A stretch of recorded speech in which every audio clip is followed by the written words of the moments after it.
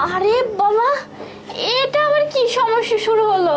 হ্যাঁ, চাবিটা দিয়ে তালাটাও খুলতেছে না। না, আর তো পারি না, আমি এখন রুমে যাব কি করে? ভাবি কি হয়েছে? আরে আর বলবেন না, কে জানি দুষ্টুমি করে কিসের বোতল টোতল লাগিয়ে রাখছে, এখন চাবি দিয়ে তালাটা খুলতেছে না। দেখি চাবিটা আমার কাছে দিন। নেন তো, দেখেন তো, আমি তো চোখে দেখতে পাচ্ছি না। খুলছে কি? না তো ভাবি, মনে হচ্ছে তালাটা কোনোভাবে লক হয়ে গেছে, এই চাবি দিয়ে তালাটা খোলা যাবে না।